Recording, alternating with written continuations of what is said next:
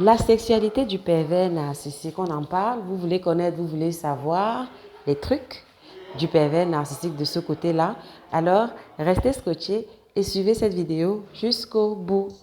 Je suis Marie-Evody Akono, je suis un médecin passionné de sciences humaines. Je suis coach en liberté émotionnelle, experte en perversion narcissique.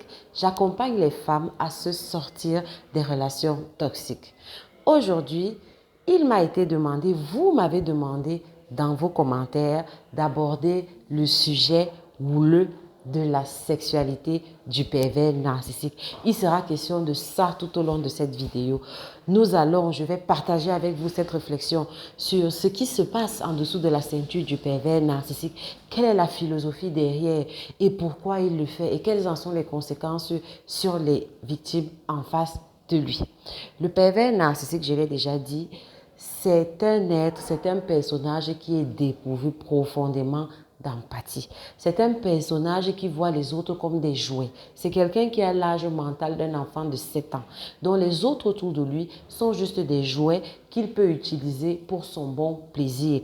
Et son bon plaisir, en l'occurrence, sera d'obtenir des réactions de ses victimes, de sentir qu'il a le contrôle, de sentir qu'il a le pouvoir absolu sur ses victimes. Bref, comme je l'ai souvent dit, le pervers narcissique cherche à repérer vos boutons et va s'asseoir en maître d'orchestre et va juste passer le temps à appuyer sur vos boutons pour déclencher en vous des émotions et des réactions. Et l'énergie qui en découlera, il s'en nourrira pour son plus grand bien-être et bonheur. Et donc, en ce qui concerne la sexualité, vous devez déjà comprendre donc quelle est la philosophie du pervers narcissique en matière de sexualité. Le pervers narcissique voit la sexualité comme un outil pour atteindre ses objectifs.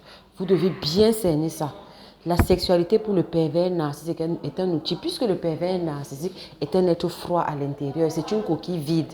Donc ce n'est pas quelqu'un qui est doté d'émotions, de sentiments, en dehors des émotions négatives, bien évidemment, c'est-à-dire c'est quelqu'un qui est rempli de haine, bien évidemment de haine, d'envie, de jalousie, de tout ce qui est poison et tout ça, c'est le pervers narcissique. Mais véritablement, la palette de couleurs d'émotions positives, la joie, l'amour, tout ça, il ne connaît pas ça.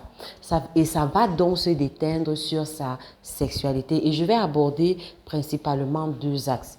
Le premier axe, c'est que la sexualité est le moyen pour le pervers narcissique d'établir des connexions avec ses victimes. Je vous ai parlé du lien d'âme. Vous pouvez vous référer à la vidéo qui parle et qui décrit le lien d'âme. Moi, je n'aborderai pas ça ici. Mais vous devez savoir que la sexualité, c'est l'élément fondamental pour le pervers narcissique pour établir le lien d'âme, pour établir la connexion véritable avec sa victime, qui permettra d'accrocher sa victime et qui permettra donc désormais les transferts actifs d'énergie et de toxicité. L'énergie de la victime vers lui et la toxicité du pervers narcissique vers sa victime. La sexualité, c'est un moyen pour le pervers narcissique d'ouvrir un portail en fait, d'ouvrir un portail, de casser les défenses de ses victimes pour pouvoir enfin avoir de l'emprise et avoir un contrôle absolu sur leur vie. Et je vous ai expliqué comment ça se passe lors d'un rapport sexuel, lors de la phase ultime du rapport sexuel qui est l'orgasme. Il y a libération d'une hormone qu'on appelle l'ocytocine et c'est l'hormone de l'attachement. Vous allez donc comprendre que le pervers narcissique, généralement, ce sont des experts au lit. Comme on dit de façon vulgaire, ce sont des bons coups. Ce sont des personnes qui vont généralement s'arranger à avoir un niveau de maîtrise de l'art du rapport sexuel entre guillemets. Sauf que vous allez remarquer que la particularité avec le pervers narcissique, c'est que ce ne sera qu'un acte physique. Il n'y aura pas cette dimension spirituelle, cette dimension qui va au-delà du physique, cette connexion-là. En fait, cette connexion-là, c'est vous la victime qui allez la faire. Le pervers narcissique, revenez bien en arrière. Chaque fois que vous avez eu des contacts intimes avec votre pervers narcissique, vous n'étiez pas ensemble en fait. Vous étiez seul. C'est vous qui faisiez le pas. C'est vous qui construisiez les ponts. C'est vous qui combliez les vides. Mais pire encore, c'est vous qui construisiez votre film dans votre tête. C'est vous qui aviez l'impression que vous êtes en train de fusionner avec quelqu'un. Mais en fait, vous fusionnez avec vous-même. Regardez bien dans les détails. Et ça va se manifester comment? Vous allez voir le pervers narcissique, justement sur le plan pratique au lit. C'est quelqu'un qui va... Vraiment, c'est comme s'il est sur une console. Hein. C'est-à-dire qu'il va juste chercher à appuyer sur des boutons. il va chercher à appuyer sur des boutons, à repérer vos zones érogènes. Et une fois qu'il a repéré vos zones érogènes, ce sera juste une question pour lui d'appuyer dessus, de vous caresser sur vos zones érogènes, juste pour voir votre réaction. Et ce qu'il va faire, c'est que généralement, quand le pervers narcissique a remarqué que vous aimez particulièrement telle pratique ou telle caresse sur telle partie de votre corps, c'est cette partie de votre corps-là qu'il va soigneusement éviter. Je vous ai dit que c'est quelqu'un qui n'est pas là pour vous faire plaisir. Je ne sais pas si vous comprenez.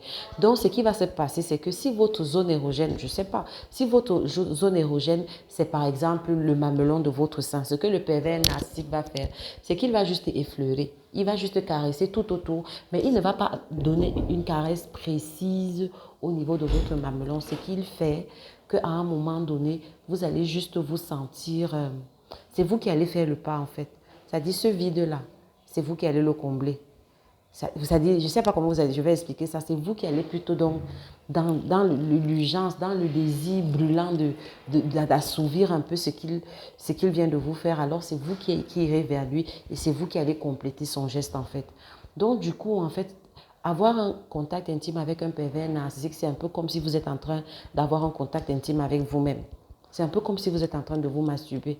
Oui, parce que c'est pas le sens plus authentique et vrai de ce qu'on appelle faire l'amour. Non, avec un pervers narcissique, on ne fait pas l'amour, jamais.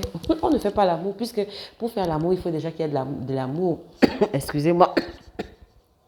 Et est-ce qu'il y a de l'amour avec un pervers narcissique? Non. Excusez-moi, j'ai avalé un chat. Est-ce qu'il y a de l'amour? Il n'y a pas de l'amour. Donc, vous ne faites pas d'amour avec le pervers narcissique. Vous faites ce qu'on appelle, je ne vais pas énoncer le mot sous peine d'être censuré. Ça commence par B, c'est un mot de 5 lettres. Vous-même, vous pouvez continuer. C'est un verbe. Donc, c'est ça qu'on fait en fait avec le pervers narcissique et rien d'autre. Donc, vous pouvez comprendre que le jeu n'en vaut pas la chandelle. Le jeu n'en vaut pas la chandelle.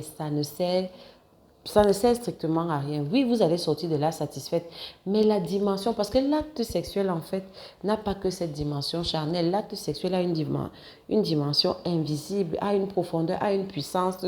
Voilà. Et pire encore, le pervers narcissique, qu'est-ce qu'il va faire? C'est que quand il va sentir, je parle des hommes en fait, voilà, quand il va sentir que vous êtes sur le point d'avoir votre orgasme, c'est justement à ce moment-là qu'il va ralentir. C'est justement à ce moment-là qu'il va faire comme s'il se retire. Pour que ce soit vous qui dans un sursaut de désespoir, combliez ce vide, établissez ce pont pour atteindre votre orgasme. Je ne sais pas si vous comprenez. Donc, c'est très tordu en fait. C'est encore une façon pour lui de vous torturer. Voilà, parce que normalement, un partenaire normal veut la pleine satisfaction de sa partenaire. Donc, forcément, que quand il va sentir que sa partenaire est sur le point d'avoir un orgasme, normalement, c'est même à ce moment-là qu'il doit être présent. Mais vous allez remarquer que le pervers narcissique, c'est justement au moment où il sent que vous êtes sur le point d'avoir votre orgasme, qu'il fait comme s'il se retire un peu, qu'il fait comme s'il ralentit un peu la cadence, qu'il fait comme s'il s'arrête.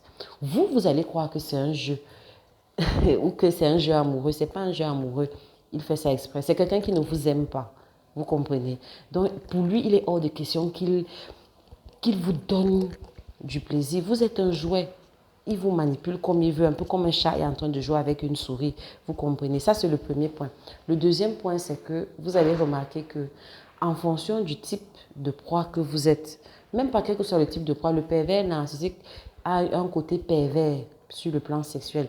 C'est-à-dire que ce sont des êtres qui aiment particulièrement les choses tordues, les actes tordus autour de la sexualité. Tout ce que vous pouvez imaginer de tordu. Vraiment, je dis tout ce que vous pouvez imaginer de tordu. Bon, c'est vrai que la sexualité a un côté sale, mais là, vraiment, c'est du sale au sens triplement sale. C'est-à-dire que le pervers narcissique va aimer des pratiques compliquées. Le pervers narcissique va aimer des choses comme la sodomie. Bon, c'est vrai que je m'adresse à une audience large, mais particulièrement la sodomie, le pervers narcissique raffole de la sodomie. Parce que la sodomie, c'est une pratique sexuelle qui permet à celui qui sodomise en fait de se sentir en position de puissance. C'est des attitudes, c'est des pratiques qui permettent de sentir le contrôle en fait. Vous comprenez? Donc, le pervers narcissique aura une préférence particulière pour la sodomie et pour le reste vraiment des actes, des pratiques sexuelles qui vont dégrader la victime.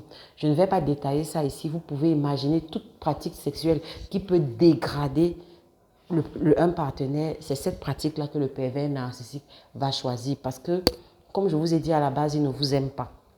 À la base, il ne vous aime pas, donc il vous utilise. Et puis à la limite, même il n'est pas là pour vous donner du plaisir. Il est là pour vous asservir et même pour vous humilier.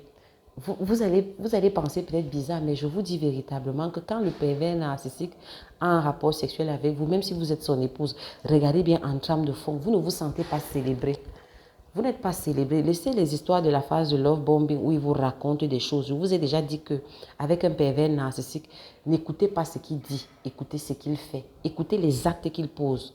Analysez bien les actes qu'il pose quand il a un rapport sexuel avec vous. Vous allez remarquer que les actes qu'il pose ne vous célèbrent pas. Ne célèbrent pas les parties de votre corps. Ne célèbrent pas l'unicité, la beauté de votre corps. Il ne célèbre pas ça. Vous ne vous sentez pas célébré en tant que femme dans votre corps, dans vos formes, dans vos rondeurs. Vous ne vous sentez pas célébré avec votre homme. Il va peut-être les dire avec des mots, mais ces mots-là vont sonner creux. Ces mots-là, c'est juste pour vous conditionner. Et au début, beaucoup de victimes tombent dans ce piège-là. Quand c'est la phase de love bombing, elles vont écouter les mots. Mais quand vous regardez bien dans le fond, non. Et puis après un certain moment, vous allez remarquer que quand la relation commence déjà à être...